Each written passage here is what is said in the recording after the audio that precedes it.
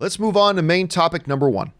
And our first main topic today gets submitted to us by AJ, who writes, "Hi, John. Walmart's movie streaming and rental service, Vudu, is now being acquired by Fandango.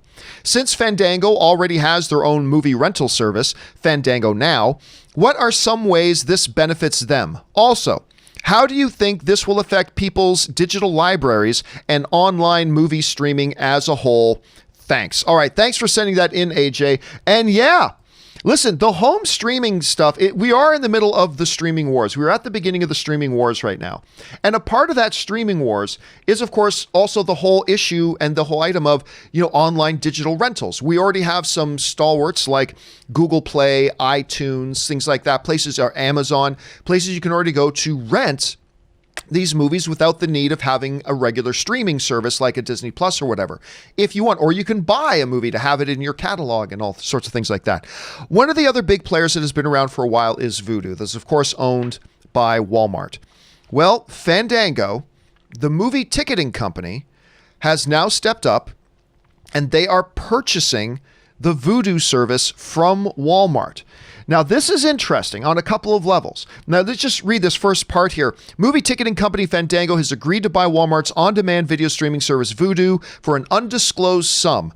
The video service today reaches more than 100 million viewing rooms or living rooms devices across the U.S., including smart TVs, Blu-ray players, game consoles, and other over-the-top streaming devices, as well as Windows 10 and Mac computers and iOS and Android mobile devices.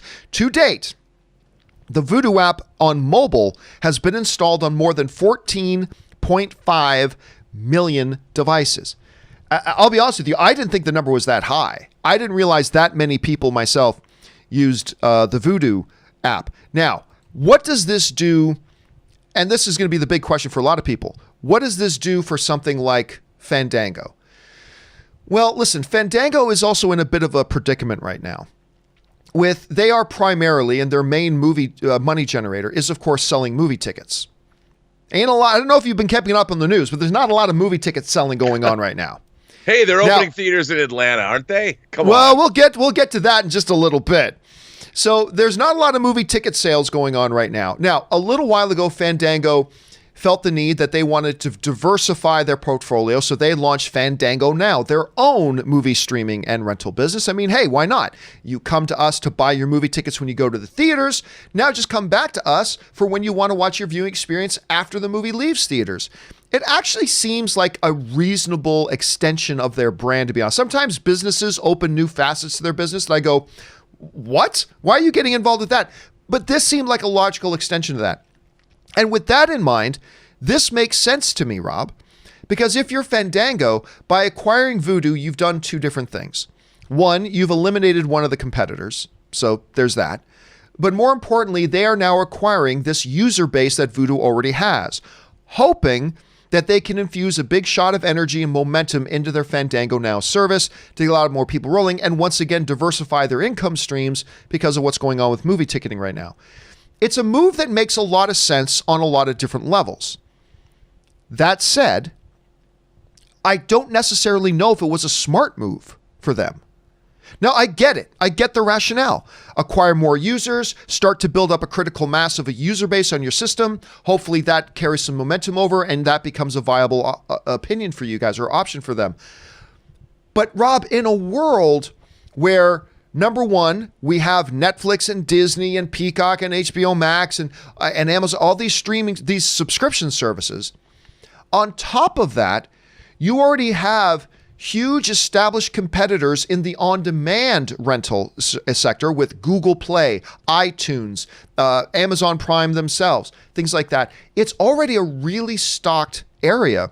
Yeah. And it's going to be difficult to pry people like me, Rob, I'm a Google Store guy. I'm very comfortable using the Google Play Store. I'm not about to change out of using the Google Play Store. And there's a lot of people that are very comfortable and have used iTunes for a long time. And that's how they buy their media. So it's an interesting move. I think it makes a lot of sense. I get it. But I don't know if ultimately in the long run, it's going to work out for them in this space. Rob, this is a really interesting move on their part. How do you see this breaking down? Well, again, it's tough. This kind of consolidation does not surprise me, and I keep being asked. I do not, as you know, I'm Mr. Physical Media. I'm not somebody that's been buying, even when I get my digital codes inside my Blu-ray discs or 4K discs, I give them away. And I think, but there's a lot of people who have large like Vudu libraries, or they have lots of, they do digital downloads. And I think, look, it makes sense to me that this is happening. I totally see where this is coming from. I mean, look, this has proved, this whole situation has proved, like with Fandango, they needed to diversify, at least to survive. And it probably seemed like a good idea at the time. It all sort of keeps the entertainment business under their roof. They don't have to like buy a movie theater, say, right, which wouldn't be so good. And again, we're gonna watch this evolutionary. What was the streaming service or the digital storage service that went out of? They disappeared like about 2 years ago. Yeah, it wasn't even that long ago. I don't know. I can't remember the name of it, but it was a big like deal. Year ago.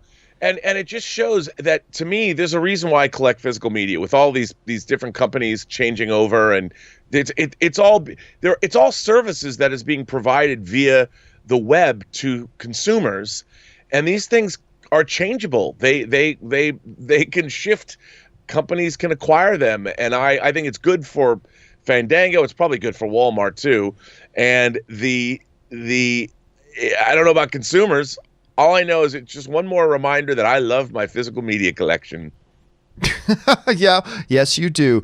This was also interesting here. This comes to us from TechCrunch, who writes, details as to how Fandango will specifically leverage Vudu weren't immediately disclosed, but the company today operates its 4-year-old movie streaming platform, FandangoNOW, which is an obvious integration point. The service has become a more essential business in the wake of the COVID-19 pandemic, which has shut down theaters, significantly impacting Fandango's digital ticketing operations. Again, it makes sense. I understand their logic. I don't think they're crazy. It's just going to be very interesting to me, Rob, to see if this can actually work out for them in the landscape the way it is right now. The question is for you guys. What do you think about this move? Now, I'm sure existing Vudu users, their probably stuff will all roll right into Fandango now, so nobody's going to lose their movies or anything. But do you think this was a wise move on Fandango's part? Do you think this can work? Are you a FandangoNOW member? Are you a Vudu member? How are you feeling about it? Lots of questions, guys. Jump down into the comments section below and let us know your thoughts. All right.